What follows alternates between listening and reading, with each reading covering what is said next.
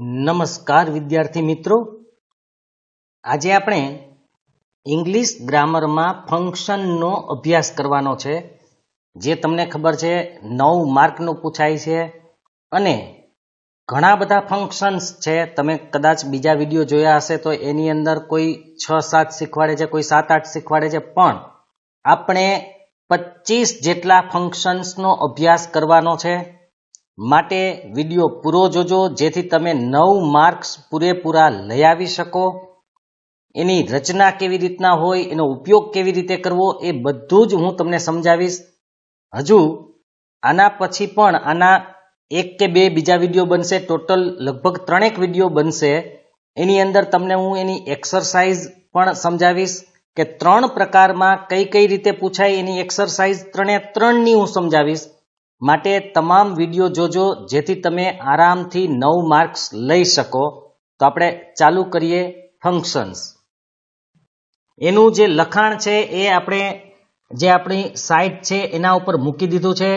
તો તમે સાઇટ ઉપર જશો તો પણ અત્યારે હજી આપણે લગભગ 12 જેટલા ફંક્શન્સ લખ્યા છે. બાકીના હજી આગળ આપણે બીજા વિડીયોમાં જોશું, તો એટલા તમને અત્યારે જોવા મળશે. આપણે ખબર છે ફંક્શન્સ, એની અંદર આપણે રીડ મોર અહીંયા કરશું એટલે તમને આખું પેજ એનું જોવા મળશે. તો ફંક્શનની વાત કરીએ તો ધોરણ 10માં તમને કુલ 9 માર્ક્સના ફંક્શન પૂછાય છે, જે 3 રીતે પૂછાય છે.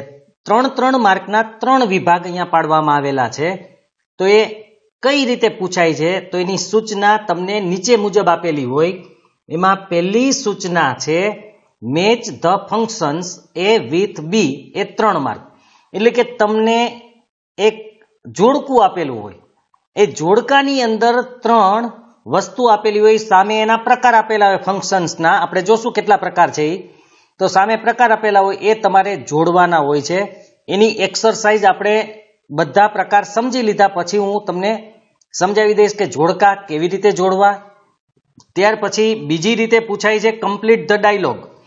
એમાં તમને ડાયલોગ આપેલા હોય અને વચ્ચે વચ્ચે ખાલી જગ્યા હોય. એ ખાલી જગ્યા તમારે ફંક્શન્સથી પૂરવાની હોય. તમને કૌંસમાં આપેલું હોય કે આ ફંક્શનનો ઉપયોગ કરો. તો કેવી રીતે કરવો એ પણ હું તમને પછી એક્સરસાઇઝમાં સમજાવી આપીશ. માત્ર નિયમો કે માહિતી મેળવી લેવાથી તમને નહીં સમજાય, એના માટે એક્સરસાઇઝ પણ તમારે કરવી પડશે અને એ પણ સમજવી પડશે, કારણ કે દરેકની અંદર જુદી જુદી આપણે રચના બનાવવાની છે. અને બીજું કે જો તમારે ફંક્શન્સના વાક્યો શીખવા હોય, કારણ કે તમે ડાયલોગમાં પણ બહુ એટલું અઘરું નહીં પડે અને મેચ ધ ફંક્શન્સ એટલે કે જોડકાઓમાં પણ અઘરું નહીં પડે. અઘરું પડશે કમ્પ્લીટ ધ સેન્ટેન્સ. તો સેન્ટેન્સ પૂરું કરવા માટે તમને કાર્ડ આવડવા જરૂરી છે. કાર્ડનો વિડીયો લગભગ 4-5 વિડીયો એના પણ છે, અને એ ઉપરાંત આપણી સાઇટમાં પણ લખેલું છે ટેન્સીસ, એ પણ આપણને આવડવું જરૂરી છે. મોટે ભાગે ડાયરેક્ટ ઇનડાયરેક્ટ કે એ બધાનો ઉપયોગ આમાં આવશે, તો એ ખાસ જોઈ લેજો. એ આવડતા હશે તો જ તમે વાક્ય રચના બનાવી શકશો. તો કમ્પ્લીટ ધ સેન્ટેન્સ 3 માર્કમાં પૂછાય છે. એમાં 3 વાક્યો આપેલા હશે, અડધા વાક્યો હશે જેને આપણે પૂરા કરવાના હશે, અને એ કેવી રીતે પૂરા કરવા એ તો આપણે આજે જ સમજી લેશું. હવે આપણે જોવાનું છે ટાઈપ ઓફ ફંક્શન્સ. મેં તમને કીધું કે મોટા ભાગે તમે વિડીયો જોશો કે કોઈ સાઇટ ઉપર જોશો તો તમને 6-7-8 પ્રકાર જેવા ટાઈપ એટલે કે એના પ્રકાર બતાવશે, પણ અહીંયા તમે જોઈ શકો છો એ બધા જ એના જ પ્રકાર છે. તો એ આપણે પહેલા કેટલા એના પ્રકાર છે એ જોઈ લઈએ, પછી એની દરેકની એકની માહિતી હું તમને આપીશ. સૌથી પહેલા ડિસ્ક્રાઇબિંગ પર્સન, જેની અંદર વ્યક્તિનું આપણે વર્ણન કરવાનું હોય. ડિસ્ક્રાઇબિંગ થિંગ એટલે કે વસ્તુનું વર્ણન. ડિસ્ક્રાઇબિંગ પ્લેસ એટલે કે કોઈ સ્થળ કે સ્થાનનું વર્ણન કરવાનું હોય. ડિસ્ક્રાઇબિંગ લોકેશન, લોકેશન એટલે સ્થળ જ થાય, પણ કેવી રીતે કરવું એ આપણે આગળ જોશું. ત્યાર પછી ડિસ્ક્રાઇબિંગ ટાઈમ અથવા તો સ્પેસિફાઈંગ ટાઈમ. ત્યાર પછી ડિસ્ક્રાઇબિંગ એક્શન, એક્સચેન્જિંગ નાઇસિટીઝ અથવા તો pleasantries, describing process, describing option અથવા તો alternatives, reporting event, duration of time, point of time, talking about time, inquiry as nature, making request અથવા તો describing request, indicating contrast, describing condition, describing reason, showing reason and result, showing ability, asking about numbers, comparing things, comparing persons, showing possibility, expressing frequency. આટલા તો છે જ, એ ઉપરાંત હજુ પણ નીકળી શકે એમ છે. જેટલા બનશે એટલા હું તમને વધુ ને વધુ આપવાનો પ્રયત્ન કરીશ. તો હવે આપણે પહેલા ફંક્શનથી શરૂઆત કરીએ, એની માહિતી પણ મેળવી લઈએ. પહેલો છે ડિસ્ક્રાઇબિંગ પર્સન. ડિસ્ક્રાઇબ કરવું એટલે વર્ણન કરવું, પર્સન એટલે વ્યક્તિ, વ્યક્તિનું વર્ણન કરવું. તો આ ફંક્શનમાં કોઈ પણ વ્યક્તિનું તમારે વર્ણન કરવાનું હોય છે. એમાં થોડું ઘણું આપેલું હોય, બાકીનું આપણે વાક્ય પૂરું કરવાનું છે. એટલે જ મેં તમને કીધું જોડકા જોડવામાં પ્રોબ્લેમ નથી, અથવા તો ડાયલોગમાં પણ એટલો પ્રોબ્લેમ નથી, કારણ કે એમાં ઉપર નીચે બીજા વાક્યો હોય, એના ઉપરથી આપણે બનાવવાનું હોય. પણ આપણે પૂરું કરવાનું હોય છે, કમ્પ્લીટ ધ સેન્ટેન્સ એટલે કે વાક્ય પૂર્ણ કરવાનું હોય, એમાં જોવાનું છે. તો તેના વર્ણન માટે એટલે કોઈ પણ વ્યક્તિના વર્ણન માટે તમે હુ એટલે કોણ હોય છે, પણ અહીંયા હુ એટલે કે જે, કારણ કે સંયોજક તરીકે હોય છે. whom કે જેને, અને whose કે જેનું, એવા શબ્દો એનો ઉચ્ચાર થાય છે અહીંયા, કારણ કે સંયોજક હોય જોડવા માટે. એટલે તો who, whom કે whose જેવા શબ્દો વાપરી શકો છો. બરાબર યાદ રાખજો, કેવા શબ્દો વાપરવા વાક્યોને જોડવા માટે એ પણ આપણે બતાવશું. તો વ્યક્તિનું વર્ણન કરવાનું છે, who, whom કે whose જેવા શબ્દોથી આપણે એને જોડવાનું છે. હવે અહીંયા ઉદાહરણ આપ્યું છે, એક્ઝામ્પલ, ધ બોય, પછી આ રીતે તમને ખાલી જગ્યા આપેલી હશે અને કૌંસની અંદર કીધેલું હશે ડિસ્ક્રાઇબિંગ પર્સન. મતલબ કે આ બોય એટલે છોકરો કે વ્યક્તિ છે, એ વ્યક્તિનું વર્ણન કરો. હવે ધ બોય પછી તમે કોઈ પણ વર્ણન તમારી રીતે કરી શકો છો. આપણે ઘણી વખત એક છોકરો, ધ બોય એટલે માની લો કે એક છોકરો છે, તો એ છોકરાનું વર્ણન જે રીતે તમે કરવું હોય એ રીતે કરી શકો. તો અહીંયા આપણે કઈ રીતે કરેલું છે એ જુઓ. The boy who is crying is my friend. છોકરો, હુ એટલે કે જે રડી રહ્યો છે તે મારો મિત્ર છે. આપણે એનું વર્ણન કર્યું છે કે છોકરો, કયો છોકરો, તો કે રડી રહ્યો છે તે છોકરો મારો મિત્ર છે. બરાબર યાદ રાખજો, આપણે છોકરાનું વર્ણન કરેલું છે કે રડી રહેલો છોકરો છે એ મારો મિત્ર કે ફ્રેન્ડ છે. તો આ રીતે તમારે હુ કે હુમ, આગળ બીજા વાક્યો પણ જોશો. આમે એક એક તમને સમજવા માટે અત્યારે આપ્યું છે, બાકી આપણે જ્યારે એક્સરસાઇઝ જોશું ત્યારે તમને સંપૂર્ણ માહિતી મળી જશે. પણ આના ઉપરથી તમને આછો પાતળો ખ્યાલ આવે કે આપણે આ રીતે પૂર્ણ કરવાના હોય છે. એટલે મેં એક એક ઉદાહરણ અહીંયા આપેલું છે. તો આ વ્યક્તિનું આપણે વર્ણન કરેલું છે. એવી જ રીતે આપણે બીજું જોઈએ, ડિસ્ક્રાઇબિંગ થિંગ. અહીંયા વસ્તુનું વર્ણન કરવાનું છે. જેમ વ્યક્તિનું વર્ણન હોય એવી રીતે વસ્તુનું. આ ફંક્શનમાં કોઈ પણ વસ્તુ આપેલ હશે, તેનું વર્ણન તમારે કરવાનું હોય છે. તેના માટે વિચ કે ધેટ શબ્દો વપરાય છે. મોટે ભાગે નિર્જીવ અથવા તો પ્રાણી માટે, મનુષ્ય સિવાયની વસ્તુ હોય કે પ્રાણી હોય એના માટે વિચ વપરાય. મનુષ્ય માટે આપણે કીધું એમ હુ, whom કે whose વાપરી શકીએ છીએ, અથવા ધેટ પણ વપરાય. તો that is the bike. Bike છે એ વસ્તુ છે, એનું આપણે વર્ણન કરવાનું છે, ડિસ્ક્રાઇબિંગ થિંગ. તો ધેટ ઇઝ ધ બાઇક, આટલું વાક્ય આપેલું છે, અહીંથી પૂરું કરવાનું છે. whose owner is my uncle, કે જેના માલિક મારા કાકા છે. તો અહીંયા બાઇકનું આપણે વર્ણન કરેલું છે કે આ બાઇક, જો તમે કલર પણ અહીંયા કે વિચ ઇઝ રેડ તો પણ હાલે. That is the bike which is red, કે લાલ છે, એમ પણ વર્ણન કરી શકો. અહીંયા માલિકીની દ્રષ્ટિએ પણ વર્ણન કરી શકો. મોટી છે કે નાનું છે, કે તમે કોઈ પણ રીતે વર્ણન કરી શકો છો. પણ વાક્ય તમને પૂરું કરતા આવડવું જરૂરી છે. તો that is the bike whose owner is my uncle. અહીંયા વિચ એટલા માટે આપણે, જો તમે આમ લખો કે that is the bike which is red તો વિચ આવશે. પણ અહીંયા આપણે માય અંકલ, અંકલ છે એ વ્યક્તિ છે, માટે અહીંયા હુઝ મૂકેલું છે. આ ખાસ યાદ રાખજો, કારણ કે એના માલિક કોણ છે એ દર્શાવવા માટે. એક વાત બીજી યાદ રાખજો કે દરેક વાક્યના તમે કોઈ પણ જવાબ લખી શકશો. એક વાક્યના કેટલાય જવાબ હોઈ શકે, કારણ કે બોર્ડની અંદર 10 લાખ વિદ્યાર્થી હોય તો 10 લાખના સમાન આવશે એવું નથી. મેં તમને કીધું એમાં અહીંયા તમે કોઈ પણ વસ્તુ લખી શકો છો કે that is the bike which is big. તમે કોઈ પણ લખી શકો. તો કલર પણ લખી શકો. તો તમારે ખાલી વર્ણન કરવાનું છે. તમે એકને એક વાક્યના કેટલાય જવાબ તમારી રીતે પણ વિચારી શકો છો અને લખી શકો છો. હવે આપણે ત્રીજું જોઈએ, ડિસ્ક્રાઇબિંગ પ્લેસ. પ્લેસ એટલે જગ્યા કે સ્થળ, એનું વર્ણન કરવાનું છે. આ ફંક્શનમાં કોઈ પણ સ્થળ કે જગ્યાનું તમારે વર્ણન કરવાનું હોય છે. આ માટે તમે વેર કે વિચ જેવા શબ્દોનો ઉપયોગ કરી શકો છો. વેરનો મતલબ છે ખરેખર ક્યાં, પણ જો એ સંયોજક તરીકે વપરાય, જેને આપણે કંજક્શન કહીએ છીએ, હજી આપણે કંજક્શન પણ શીખવાના છે, પણ કંજક્શન તરીકે જ્યારે વપરાય ત્યારે એનો અર્થ થાય જ્યાં. ખરેખર વેર એટલે ક્યાં, પણ જોડવા માટે વપરાય કંજક્શન કે સંયોજક તરીકે ત્યારે એનો અર્થ થાય જ્યાં. એટલે વેર કે વિચ જેવા શબ્દોનો ઉપયોગ કરી શકો છો. માઉન્ટ આબુ ખાલી જગ્યા ડિસ્ક્રાઇબિંગ પ્લેસ, આ રીતે તમને આપેલું હશે. હવે આપણે જે જગ્યા આપેલી હોય એનું વર્ણન કરવાનું છે કે Mount Abu is beautiful hill station. Mount Abu સુંદર ફરવાનું સ્થળ છે. હિલ સ્ટેશન એટલે હવા ખાવાનું સ્થળ. હવા ખાવાનું સ્થળ, ખાવાનું એટલે આમ ખાવાનું નહીં, હરવા ફરવા માટેનું હિલ સ્ટેશન. હવે આમ ન લખવું હોય તો Mount Abu is beautiful natural place, એમ પણ તમે લખી શકો.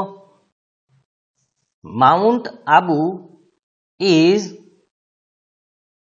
Highest mountain range in Rajasthan. તમે આ પણ રીતે લખી શકો. માઉન્ટેન રેન્જ એટલે પર્વતમાળા આખી, તો ગમે તે લખી શકાય. Mount Abu is located in Rajasthan, એમ પણ લખી શકો. મતલબ કે તમારે એનું વર્ણન કરવાનું છે કે આ જગ્યા કેવી છે અથવા ક્યાં છે. તમે કોઈ પણ રીતે લખી શકો છો, પણ જગ્યાનું વર્ણન કરવાનું છે.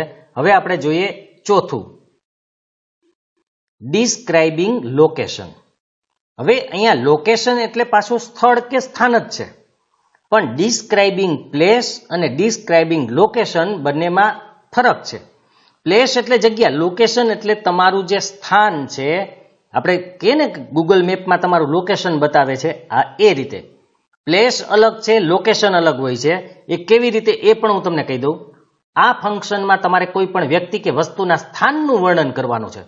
વસ્તુનું કે સ્થળનું નથી, પણ એ વસ્તુ કઈ જગ્યાએ છે એનું વર્ણન કરવાનું છે. જેમ કે તે વ્યક્તિ કે વસ્તુ કઈ જગ્યાએ આવેલ છે અથવા તો તે વ્યક્તિ કે વસ્તુ ક્યાં છે એ બતાવવાનું છે અહીંયા. આ માટે તમે બી સાઈડ એટલે બાજુમાં. આપણે કહીએ ને કે આ જગ્યા ક્યાં છે, તો કે મારી બાજુમાં, મારા ઘરની બાજુમાં, અથવા તો મંદિરની બાજુમાં, સ્કૂલની બાજુમાં. તો એ રીતે આપણે લોકેશન કહેવાનું છે. કોની બાજુમાં, કોની સામે, કોની પાસે, કોની નજીક, એ તમારે અહીંયા કહેવાનું છે. એને લોકેશન કહેવાય છે. તો બી સાઈડ એટલે બાજુમાં. ઇન, જો કે ઇન એટલે ક્યાં છે એના માટે ઇન અને ઓન વપરાય છે. હિયર એટલે અહીં, ધેર એટલે ત્યાં, બિહાઇન્ડ એટલે પાછળ, ઇન ફ્રન્ટ ઓફ એટલે એની સામે, ઓપોઝિટ એટલે પણ એની સામે કહી શકીએ આપણે. તો આવા ઘણા બધા શબ્દો છે, મેં અહીંયા થોડાક જ આપ્યા છે જેવા શબ્દો તમે વાપરી શકો છો. તો ધ સ્કૂલ પછી બ્લેન્ક છે, ડિસ્ક્રાઇબિંગ લોકેશન એટલે કે હવે તમારે સ્કૂલનું આપણે એડ્રેસ કહીએ તો પણ ચાલે, કે કોઈને તમારે એડ્રેસ આપવું હોય તો કેવી રીતે આપણે તમારા ઘરનું એડ્રેસ કોઈ પૂછે તો આપણે ઘણી વખત કોઈ પ્રખ્યાત વસ્તુ હોય એનું નામ લેતા હોય કે ભાઈ આ વસ્તુની બાજુમાં, કે ભાઈ શ્રી રામ મંદિર છે એની બાજુમાં મારું ઘર છે. તો આવી રીતે આપણે આપતા હોય. એક વખત રામ અને શ્યામ બે મિત્રો હતા. તો રામને કોઈએ પૂછ્યું કે ભાઈ તારું ઘર ક્યાં છે, તો કે શ્યામના ઘરની સામે. તો કે શ્યામનું ઘર ક્યાં છે, તો કે મારા ઘરની સામે. તો કે તમારું ઘર, પણ બંનેના ઘર ક્યાં છે, તો કે સામ સામે. હવે આને કેમ પૂછવું? નથી રામનું ખબર, નથી શ્યામનું ખબર, તો કે બે સામ સામે, તો ઘર ગોતવું કેવી રીતે? તો અહીંયા આપણે એડ્રેસ આપવાનું હોય તો એ વ્યવસ્થિત આપવાનું હોય, કોઈ પ્રખ્યાત વસ્તુને ધ્યાનમાં લઈને. તો અહીંયા પણ આપણે એ જ કરવાનું છે. તો the school is near the temple. School મંદિરની બાજુમાં છે. અહીંયા તમે નિયર લખ્યું, બિસાઇડ એટલે બાજુમાં લખી શકો, બિહાઇન્ડ એટલે પાછળ લખી શકો, અને ટેમ્પલ જ લખવું એવું જરૂરી નથી. તમે કોઈ પણ વસ્તુ લખી શકો. The school is near the post office, the school is near the park, અથવા બિહાઇન્ડ ધ પાર્ક, અથવા ઇન ફ્રન્ટ ઓફ પાર્ક, અથવા તમે બિસાઇડ એમ પણ લખી શકો. કોઈ પણ રીતે લખી શકો. તમે એનું એડ્રેસ આપવાનું છે, એટલે ટેમ્પલની જગ્યાએ ચર્ચ, મસ્જિદ, કોઈ પણ વસ્તુ ચાલશે. આ ખાસ યાદ રાખવાનું છે. હવે આપણે પાંચમું જોઈએ, ડિસ્ક્રાઇબિંગ ટાઈમ અથવા સ્પેસિફાઈંગ ટાઈમ. અહીંયા સમયનું વર્ણન કરવાનું છે. સમય, ચોક્કસ સમય કે સમયનું વર્ણન કરવાનું છે. આ ફંક્શનમાં તમારે કોઈ પણ ક્રિયા કયા સમયે થઈ છે, અહીંયા કઈ છે નહીં લખવાની થોડીક ભૂલ છે, થઈ છે કે થવાની છે, એટલે કે ક્રિયાના સમયનું વર્ણન કરવાનું હોય છે. આ ક્રિયા કયા સમયે થઈ છે કે થવાની છે, ભવિષ્યમાં પણ એનું વર્ણન કરવાનું હોય. આ માટે તમે યસ્ટરડે તો ભૂતકાળ, ટુમોરો એટલે કે ભવિષ્યકાળ, અથવા કોઈ નિશ્ચિત તારીખ કે ભાઈ નિશ્ચિત સમય કે તારીખ કે ઋતુ વગેરેનો તમે ઉપયોગ કરી શકો છો. નિશ્ચિત સમય, દાખલા તરીકે કોઈના મેરેજ થવાના હોય તો તમે ચોક્કસ તારીખ કહી શકો, અથવા અમુક સમયનો ગાળો પણ કહી શકો, વીક, મંથ, યર, એવી રીતે ઋતુ, in winter, in summer, in rainy season એટલે કે ચોમાસામાં, કોઈ પણ એને સ્પેસિફાઈંગ કે ડિસ્ક્રાઇબિંગ ટાઈમ કહી શકીએ. તો we will go to Shimla, પછી બ્લેન્ક છે. સ્પેસિફાઈંગ ટાઈમ, અહીં તમારે કોઈ ચોક્કસ એનો ટાઈમ કહેવાનો છે, અથવા તો કોઈ પણ ટાઈમ, અથવા ઋતુ પણ ચાલે. તો we will go to Shimla in April, અથવા in May, in June, in August, in December, કોઈ પણ ચાલે. અથવા તમે આમ પણ કહી શકો, we will go to Shimla next month, તો પણ ચાલે. અથવા તો we will go to Shimla in winter, અથવા in summer, in rainy season.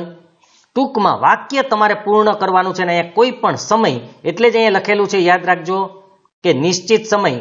અહીંયા તમે યસ્ટરડે કે ટુમોરો એમ પણ લખી શકો છો. જો કે યસ્ટરડે ન આવે, કારણ કે વિલ છે એટલે ફરજિયાત તમારે ટુમોરો લખી શકો કે વી will go to Shimla tomorrow, અમે આવતીકાલે શિમલા જશું, વિલ છે એટલે. અહીંયા ભૂતકાળ હોય તો યસ્ટરડે તમે લખી શકો, એ કાળ ઉપર આધારિત છે. પણ આ વસ્તુ આટલી યાદ રાખવાની છે કે અહીંયા સમયને બતાવવાનો છે.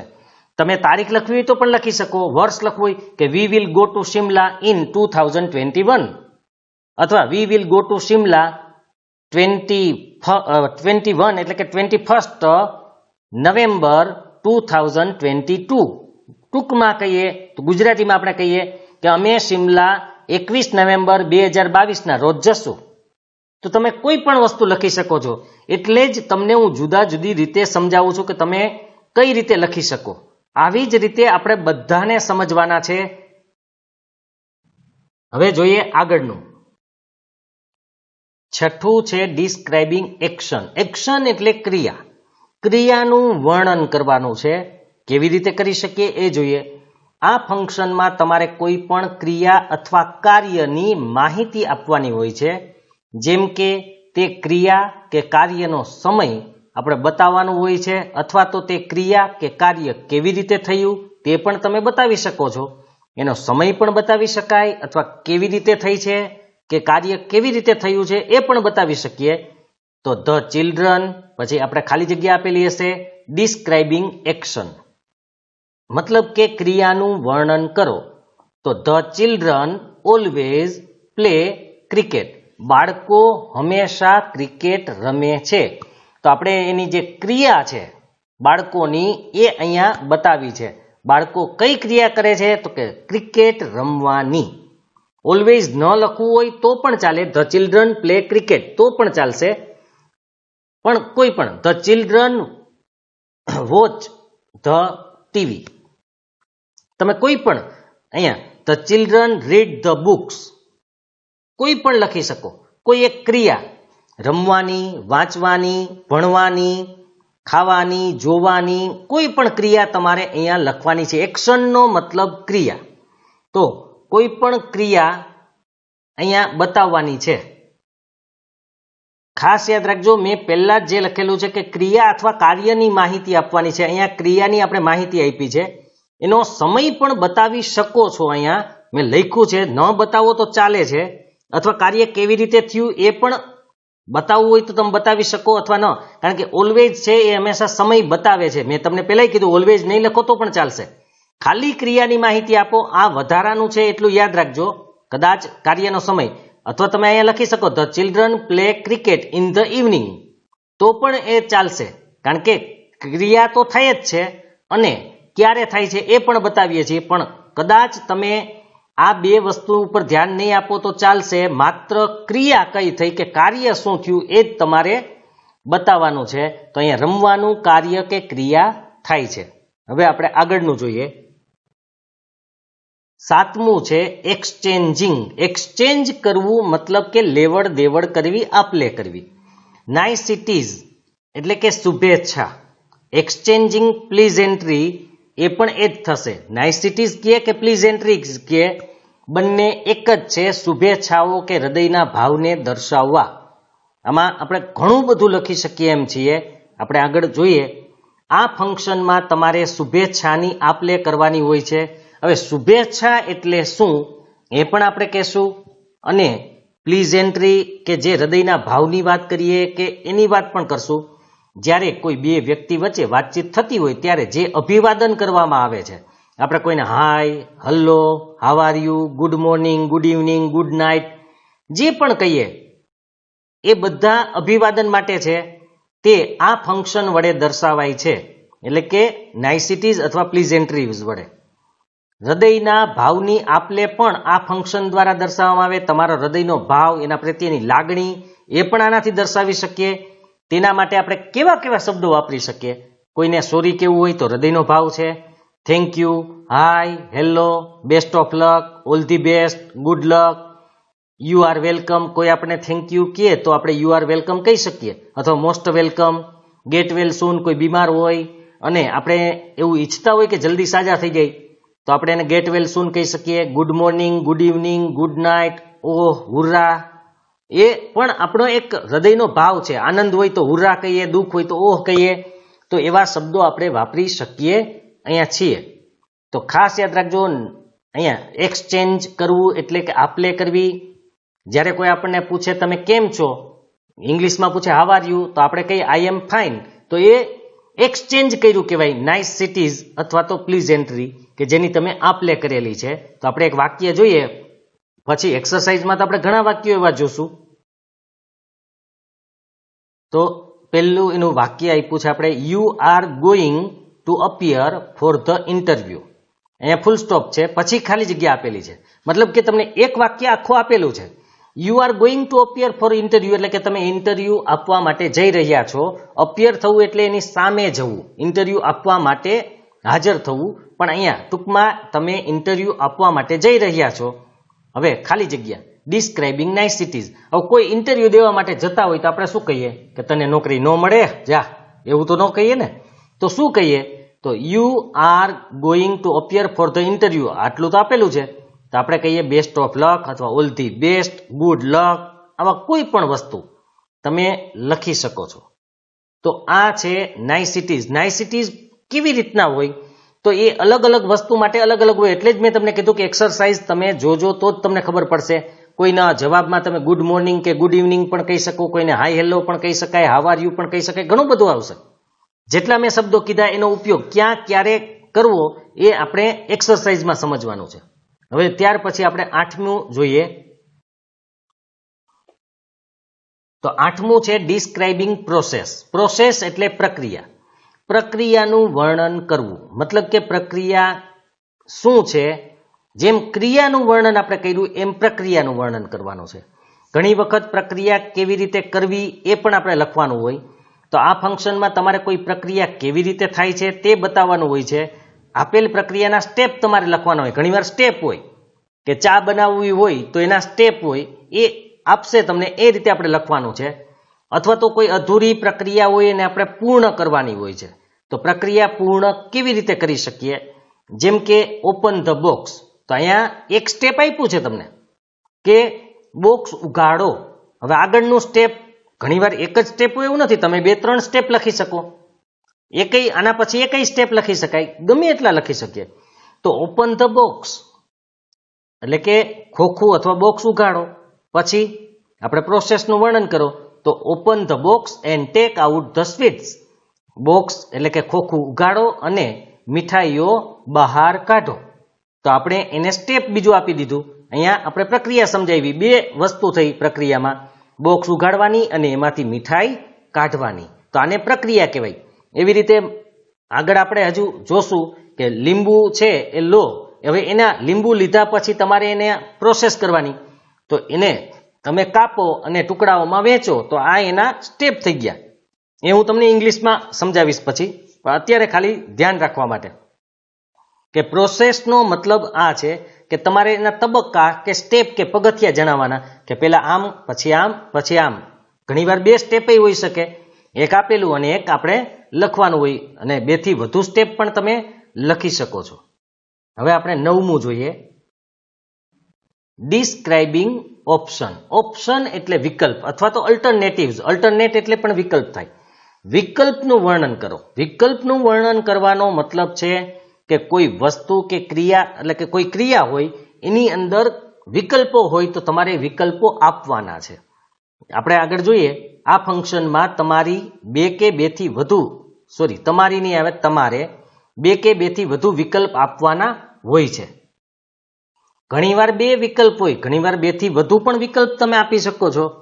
3 વિકલ્પ પણ આપી શકાય, 4 વિકલ્પ પણ આપી શકાય. જેમ આપણે કોઈ પણ પ્રશ્નમાં 4 ઓપ્શન આપે છે એમ ઓપ્શન આપી શકો છો.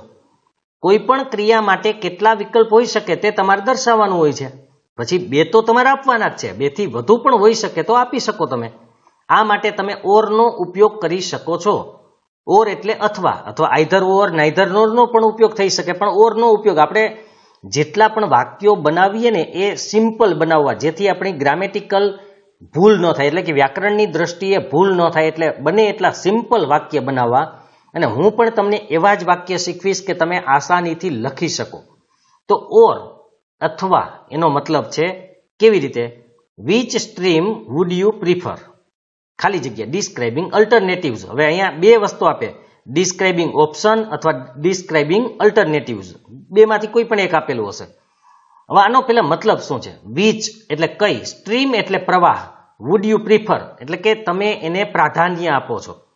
પ્રવાહ એટલે શું? આપણે ઘણીવાર આપણે કહીએ ને કોમર્સ, સાયન્સ, આર્ટ્સ, તો એને સ્ટ્રીમ કહેવાય છે. તો તમે કયા પ્રવાહને, સ્ટ્રીમનું ગુજરાતી પ્રવાહ થાય, કયા પ્રવાહને પ્રાધાન્ય આપો છો, મતલબ કે વધુ પસંદ કરો છો અહીંયા. તો આપણે અહીંયા તમને આપ્યું છે કે which stream would you prefer, પછી ખાલી જગ્યા સ્ટ્રીમ એટલે તમને ખબર પડી જવી જોઈએ કે અહીંયા પ્રવાહની વાત છે. તો તમે ઓપ્શન કયા આપી શકો? Science, commerce, arts, home science, કોઈ પણ આપી શકો. તો આપણે 2 તો આપવાના જ છે, એટલે આપણે 2 લખ્યા કે which stream would you prefer, science or commerce. હવે જો વિચ થી શરૂ થયું હોય તો તમારે પ્રશ્નાર્થ ચિહ્ન પણ લગાવવાનું છે, એ ધ્યાન રાખજો. કારણ કે પ્રશ્નાર્થ છે, અહીંયા વિકલ્પ આપ્યા છે એટલા માટે. આપણે ઘણી વખત વિકલ્પ આપતા જ હોઈએ છીએ ને ઘરે આવે ત્યારે, કે ચા પીશો કે ઠંડુ, બરાબર છે? તો એ જ છે, would you like T or coffee, તમે ચા લેશો કે કોફી લેશો, ગમે આપણે આપી શકીએ. તો એને કહેવાય છે અલ્ટરનેટિવ્સ અથવા તો ઓપ્શન. તો એ તમારે આપવાના હોય છે. એની એક્સરસાઇઝમાં પણ આપણે વાત કરશું. ત્યાર પછી 10મું જોઈએ આપણે, રિપોર્ટિંગ ઇવેન્ટ. ઇવેન્ટ એટલે પ્રસંગ અથવા ઘટનાની કોઈ વાત કરીએ તો આ ફંક્શનમાં કોઈ એક વ્યક્તિ બીજી વ્યક્તિને કોઈ બાબત જણાવતી હોય એવું દર્શાવવામાં આવે છે. એટલે કે ઇનડાયરેક્ટ સ્પીચમાં વાત રજૂ કરવામાં આવે. ખાસ યાદ રાખજો, આપણે ડાયરેક્ટ ઇનડાયરેક્ટ શીખી ગયા છીએ એટલે ખબર હશે કે ઇનડાયરેક્ટ એક વ્યક્તિ બીજી વ્યક્તિને વાત કરતી હોય એ આપણે રજૂ કરવાની છે. બરાબર યાદ રાખજો. આઈ ટોલ્ડ હિમ ધેટ, તમને ખબર છે કે ઇનડાયરેક્ટ સ્પીચમાં આઈ અહીંયા બોલનાર છે, હિમ અહીંયા સાંભળનાર છે, ટોલ્ડ તમને ખબર છે વર્બ છે, રિપોર્ટિંગ વર્બ, એટલે જ રિપોર્ટિંગ ઇવેન્ટ છે. અહીંયા રિપોર્ટિંગ વર્બ છે, અને ધેટ એ આપણે ખબર છે સંયોજક છે, એટલે કે કંજક્શન, જોડનાર છે. તો આઈ ટોલ્ડ હિમ ધેટ, પછી તમે તેને શું કીધું, તમારે જે કહેવું હોય તમે લખી શકો છો અહીંયા, બરાબર છે. અહીંયા બીજા કોઈનું પણ આપી શકે છે કે પ્રિન્સિપાલ ટોલ્ડ સ્ટુડન્ટ ધેટ. હવે પ્રિન્સિપાલે સ્ટુડન્ટને શું કીધું, તમારે જે લખવું હોય તમે લખી શકો છો. તો અહીંયા આઈ ટોલ્ડ હિમ ધેટ કે હી વુડ સક્સીડ. હવે અહીંયા હી શું કામ આવ્યું, કારણ કે આપણે હિમને કીધું છે, હિમનો કરતા હી થાય, એ પણ મેં તમને ડાયરેક્ટ ઇનડાયરેક્ટમાં શીખવાડ્યું હતું, એટલે એ પણ ન જોયું હોય તો બરાબર જોઈ લેજો. તો હી વુડ સક્સીડ એટલે કે તે સફળ થશે. આના માટે છે કે મેં તેને કીધું કે તે સફળ થશે. તો તમે કોઈ પણ વાક્ય અહીંયા પૂરું કરી શકો છો કે આઈ told him that he is clever અથવા હી વોઝ ક્લેવર. જો કે ઇઝ લખો તો હાલે, તે હોશિયાર છે, પણ આપણે ટોલ્ડ લખ્યું એટલે ઇઝ ન લખી શકીએ, અહીંયા વોઝ લખવું પડે. હી વોઝ ક્લેવર, તે હોશિયાર હતો. તો એ રીતે તમે કોઈ પણ વસ્તુ અહીંયા લખી શકો છો, પણ સમજીને કે આપણે એને શું કહેવાનું છે. એટલે કર્તા તરીકે અહીંયા હી જ આવશે, એ બરાબર યાદ રાખજો. જો અહીંયા ધેમ હોત તો કર્તા તરીકે ધે આવત, એ જોઈને અહીંયા હર હોત તો કર્તા તરીકે અહીંયા શી આવત. કોઈ નામ હોય તો કોઈ પ્રોબ્લેમ નહોતો. જેમ કે મેં તમને કીધું કે પ્રિન્સિપલ ટોલ્ડ સ્ટુડન્ટ્સ. હવે સ્ટુડન્ટ એટલે સ્ટુડન્ટ્સ જાજા થઈ ગયા, મતલબ કે બહુવચન છે, તો પણ તમારે અહીંયા ધે લખવાનું આવે. એટલે એ અહીંયા સાંભળનાર ઉપરથી આપણે જોઈ શકશું. તો એ ઇનડાયરેક્ટમાં રજૂ કરીએ એ જ રીતે રજૂ કરવાનું. આને કહેવાય છે રિપોર્ટિંગ ઇવેન્ટ. એક વ્યક્તિ બીજી વ્યક્તિને જે વાત કરતું હોય એ આપણે રજૂ કરવાની છે, રિપોર્ટિંગ ઇવેન્ટ. હવે આગળનું જોઈએ, 11મું duration of time, point of time, talking about time. જો કે આમાં થોડો ફરક છે, પણ આપણે બધાને એક સાથે લીધા છે. એના ઉદાહરણ જોયા છે, પણ થોડાક ફરક આવશે એમાં. આ ફંક્શનમાં કોઈ ક્રિયા કેટલા સમયથી ચાલે છે અથવા તો તેનો સમયગાળો દર્શાવવાનો હોય છે. કેટલા સમયથી ચાલે છે અથવા તો સમયગાળો કે આટલાથી આટલા સુધી નો સમયગાળો આપણે દર્શાવવાનો હોય. ખાસ યાદ રાખજો, ડ્યુરેશન ઓફ ટાઈમ, ટાઈમનો ડ્યુરેશનનો મતલબ જ સમયગાળો છે. પોઈન્ટ ઓફ ટાઈમ એટલે કે એક ચોક્કસ સમયથી ક્યાં સુધીની વાત છે તે. ટોકિંગ અબાઉટ ટાઈમ, ટાઈમ વિશે આખી વાત કરવી, ટાઈમનો એટલે કે સમયગાળા વિશે. તો આ માટે તમે હાઉ લોંગ કે સિન્સનો ઉપયોગ કરી શકો છો. અહીંયા બે વસ્તુ છે એટલે બે આપણે અહીંયા કીધેલું છે. એ બે વસ્તુઓ કઈ કઈ છે એક્ઝામ્પલમાં જોઈએ તો પહેલી, the children stop playing cricket. બાળકોએ ક્રિકેટ રમવાનું બંધ, હવે જે બંધ કરી દીધું છે એની વાત કરવાની છે. તો પોઈન્ટ ઓફ ટાઈમ મતલબ કે એને જે બંધ કર્યું છે ક્યારથી કર્યું છે એના માટે કહેવાનું છે. એટલે જ આપણે કીધું હાઉ લોંગ અથવા તો સિન્સ. જો તમને યાદ રાખવા માટે પણ કહી દઉં કે અહીંયા પોઈન્ટ ઓફ ટાઈમ હોય કે ડ્યુરેશન ઓફ ટાઈમ હોય. ડ્યુરેશન ઓફ ટાઈમ હોય તો મોટે ભાગે આગળ ખાલી જગ્યા હશે, પોઈન્ટ ઓફ ટાઈમ હોય તો પાછળ ખાલી જગ્યા હશે. પણ જ્યારે ડ્યુરેશન ઓફ ટાઈમ હોય ને આગળ ખાલી જગ્યા હોય તો તમે હાઉ લોંગ જ મૂકવાનું રહેશે તમારે. આ એક યાદ રાખજો, મોટે ભાગે હાઉ લોંગ જ આવશે. જ્યારે પોઈન્ટ ઓફ ટાઈમ હોય તો મોટે ભાગે સિન્સથી જ તમારે ચાલુ કરવાનું રહેશે. તો the children stop playing cricket, ક્યારથી તો કે સિન્સ લાસ્ટ મંડે, મતલબ કે ગયા સોમવારથી બાળકોએ ક્રિકેટ રમવાનું બંધ કરી દીધું છે. આ બરાબર યાદ રાખજો, એને બંધ કરી દીધું છે. સિન્સ મતલબ કે ગયા સોમવારથી. તો આ ખાસ યાદ રાખજો. સિન્સ પછી અહીંયા સમય લખવાનો છે, last week, last month, last Tuesday, last year, કોઈ પણ લખી શકો છો, પણ એક સમય છે, ટાઈમ છે એટલે અહીંયા સમય એટલે મંડે.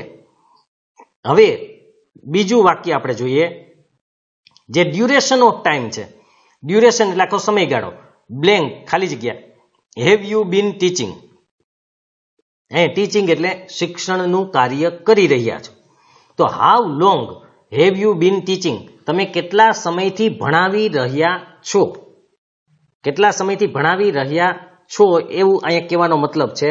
તો હાઉ લોંગ અહીંયા સમયગાળો, તમે કારણ કે જવાબ આપશો, તમે કોઈને પૂછો કે how long have you bin teaching, અથવા તો મને કોઈએ પૂછ્યું કે હું કેટલા સમયથી ભણાવી રહ્યો છું, તો હું ગાળો આપીશ 20 વર્ષ. મારે 20 વર્ષ પૂર્ણ થયા એટલે હું કહી શકીશ કે હું 20 વર્ષથી શિક્ષણનું કાર્ય કરી રહ્યો છું. મતલબ કે અહીંયા 20 વર્ષનો એક સમયગાળો છે. તો આ રીતે તમારે જવાબ આના લખવાના છે. અને હજુ જો સમજવામાં કઈ પ્રોબ્લેમ હોય તો તમે કોમેન્ટમાં લખજો, જેથી હું તમને આગળનો પાછો વિડીયો આવશે એની પહેલા પાછી માહિતી આપી દઈશ. જો સમજાઈ જતું હોય તો તમે એ પણ લખજો કે અમને સમજાય છે, એટલે મને ખબર પડે કે હું જે રીતે કરું છું એ બરાબર છે. અને જો તમને સુધારાની જરૂર હોય તો પણ તમે કોમેન્ટમાં જણાવજો. બાકી એક્સરસાઇઝ ને એ બધું જોશું જ. હવે આપણે આગળનું જોઈએ. આ આજનો આપણો છેલ્લો ટોપિક છે. હજુ બાકીના 13-14 ટોપિક બીજા છે જ, એ આપણે આગળના વિડીયોમાં જોશું. કારણ કે હજુ લખવાનું બાકી રહેશે, એટલે અહીંયા સુધી જ આપણે કરેલું છે. જેમ જેમ લખાતું જશે એમ સાઇટ ઉપર પણ હું મૂકતો જઈશ અને આપણે વિડીયો પણ બનાવતા જઈશું. જો આગળના ભાગમાં થઈ જશે તો આપણે પૂરું જ કરી દેશું, પણ છતાંય એની પ્રેક્ટિસ માટે આપણે ત્રીજો વિડીયો કદાચ બનાવવો પડશે એક્સરસાઇઝ માટે. તો ઇન્ક્વાયરી એઝ નેચર. ઇન્ક્વાયરી આપણે કોઈની માહિતી મેળવવી, ઇન્ક્વાયરી એટલે નેચર આપણે કહીએ ને સ્વભાવ. પણ દાખલા તરીકે આપણે કોઈની માહિતી મેળવવી હોય તો એને કહેવાય ઇન્ક્વાયરી એઝ નેચર. સામાન્ય રીતે પૂછપરછ કરવી જેને કહેવાય. તો આ ફંક્શનમાં તમારે કોઈ પણ ક્રિયા કે વસ્તુની પૂછપરછ કરવી કે તેની માહિતી મેળવવા પ્રશ્ન પૂછવાનો હોય. એટલે આમાં પ્રશ્નમાં જ આવશે, આ એ પણ યાદ રાખજો. આ વાક્ય પ્રશ્નાર્થ ચિહ્ન સાથે જ આવશે, કારણ કે તમે કોઈની પૂછપરછ કરશો કે માહિતી મેળવશો તો પ્રશ્નાર્થ ચિહ્ન આવશે જ. એટલે એની માહિતી મેળવવા માટે, જેમ કે હાઉ મેની. હવે એક વાત બીજી પણ યાદ રાખજો કે હાઉ મેની ત્યારે જ લાગે કે જ્યારે કોઈ પણ વસ્તુને આપણે ગણી શકીએ તેવી હોય. હાઉ મચ હોય તો એ ગણી ન શકાય. જેમ કે કિલોના ભાવે આવતું હોય કે લીટરના ભાવે આવતું હોય તો હાઉ મચ પણ ગણી શકાય. જેમ કે પેન, બુક, બીજી ઘણી બધી વસ્તુઓ છે કે જે આપણે ગણી શકતા હોય. તો જેને આપણે ગણી શકીએ એમ છીએ એને હાઉ મેનીથી પ્રશ્ન પૂછાય. તો હાઉ મેની આવેલું હોય ત્યારે આપણે જે વસ્તુ લખશો એ ગણી શકાય તેવી જ વસ્તુ લખવાની રહેશે. તો inquiry as nature, how many આવ્યું એટલે આપણે લખી શકીએ કે how many books do you want today. આજે તમે કેટલી બુક ઈચ્છો છો. માનો કે આપણે લાઇબ્રેરીમાં ગયા હોય તો લાઇબ્રેરિયન આપણને પૂછે કે how many books do you want today. આજે તમે કેટલી બુક ઈચ્છો છો, તમારે કેટલી લઈ જવી છે ટૂંકમાં કહીએ તો. તો અહીંયા તમે આ લખી શકો છો. અથવા how many books read by you. તમારા દ્વારા કેટલી બુક્સ વંચાય. ટૂંકમાં ગમે તે અહીંયા લખી શકો છો. બુક્સની જગ્યાએ પેન પણ વાપરી શકાય, પેન્સિલ પણ વાપરી શકીએ. આ તો આપણે ભણવાની વાત છે એટલા માટે. બાકી કોઈ પણ વસ્તુને તમે અહીંયા લખી શકો છો. એટલે તમે તમારી રીતે પણ જુદા જુદા શબ્દો બેસાડવાનો પ્રયત્ન કરજો કે જેથી કરીને તમે કોઈ પણ વાક્ય પૂછાય તો એ લખી શકશો. અને હજુ કદાચ તમને એ લખવામાં તકલીફ પડે તો આપણે જ્યારે આખી એક્સરસાઇઝ પૂરી કરી લેશું ત્યાં સુધીમાં તમને ચોક્કસ બધું આવડી જશે અને 9 માર્ક તમે રોકડા આના લઈ આવી શકશો. તો અહીંયા આપણે આ ભાગ પૂર્ણ કરીએ છીએ. વિદ્યાર્થી મિત્રો, લાઈક કરજો, શેર કરજો અને જે વિદ્યાર્થી મિત્રોએ ચેનલને સબસ્ક્રાઇબ ન કરેલી હોય તે સબસ્ક્રાઇબ કરજો, અન્ય મિત્રોને પણ કરાવજો.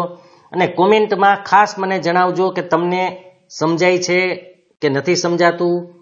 કોઈ પ્રશ્ન હોય તો એ પણ પૂછી શકો છો. તમને એવું લાગે કે આમાં કંઈ સુધારો કરવાની જરૂર હોય તો એ પણ કહેજો, જેથી આવતા વિડીયોમાં હું સુધારો કરી શકું. તો હવે આપણે નેક્સ્ટ પાર્ટમાં 13મા ફંક્શનથી એટલે કે 13મા પ્રકારથી એના વાત કરશું. લગભગ 24-25 પ્રકાર તો આપણે મિનિમમ ભણવાના જ છે. તો એની વાત આપણે આગલા ભાગમાં કરશું. અને આપણે જે સાઇટ છે, સાઇટ ઉપર ઘણું બધું મુકાઈ ગયું છે. એટલે જે વિદ્યાર્થીઓએ કદાચ ન જોયું હોય તો એ પણ તમે જોઈ લેજો. અને આમાં પણ જેમ જેમ લખાતું જશે એમ સાઇટ ઉપર આવતું જ જશે. એટલે તમે આગળથી પણ જોઈ શકશો. કદાચ વિડીયો નહીં આવ્યો હોય તો પણ તમે એનું લખાણ તો એડવાન્સમાં જોઈ શકશો. ત્યાર પછી હું સમજાવીશ એ તમે સમજી શકશો. આગળ ઘણા બધા ઓબ્જેક્ટિવ ગણિતના પણ છે, એના જવાબ નથી લખ્યા, પણ તમે તમારી રીતે સોલ્વ કરી શકશો. અર્થ વિસ્તાર, નિબંધ, ઘણા બધા પાઠોના પ્રશ્ન જવાબ, વિજ્ઞાન છે, ગુજરાતી છે, હિન્દી છે.